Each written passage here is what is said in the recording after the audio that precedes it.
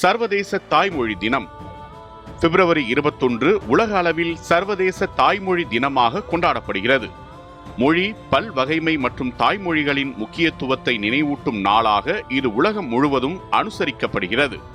இந்த தினத்தை யுனெஸ்கோ 1999 ஆண்டு அறிவித்தது.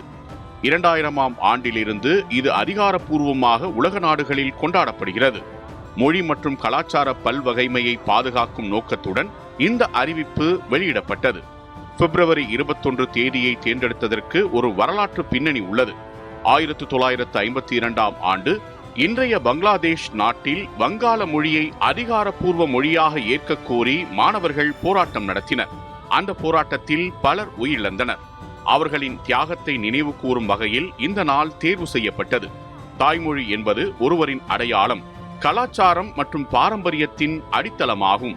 குழந்தைகள் தாய்மொழியில் கல்வி பெறும்போது அவர்களின் அறிவாற்றல் மற்றும் சிந்தனை திறன் மேம்படுகிறது என்று பல ஆய்வுகள் கூறுகின்றன. உலகில் ஆயிரக்கணக்கான மொழிகள் பேசப்பட்டாலும் பல மொழிகள் அழிவின் விளிம்பில் உள்ளன. ஒவ்வொரு மொழியும் மனித சமூகவியல் அறிவு, பண்பாடு மற்றும் வரலாற்றின் ஒரு பொக்கிஷமாகும். எனவே அவற்றை பாதுகாப்பது அவசியமாகிறது. சர்வதேச தாய்மொழி தினத்தில் பல நாடுகளில் கருத்தரங்குகள், கலாச்சார நிகழ்ச்சிகள் மற்றும் மொழி விழிப்புணர்வு நிகழ்வுகள் நடத்தப்படுகின்றன. பள்ளிகள் மற்றும் கல்லூரிகளில் மாணவர்கள் தங்கள் தாய்மொழியின் முக்கியத்துவத்தை பற்றி உரையாற்றுகின்றனர். மொத்தத்தில் பிப்ரவரி 21 தாய்மொழியின் மதிப்பை உணர்த்தும் ஒரு சிறப்பான நாள். மொழி பல்வகைமையை மதித்து தாய்மொழிகளை காக்கும் பொறுப்பு ஒவ்வொருவருக்கும் உள்ளது என்பதை இந்த நாள் நினைவூட்டுகிறது.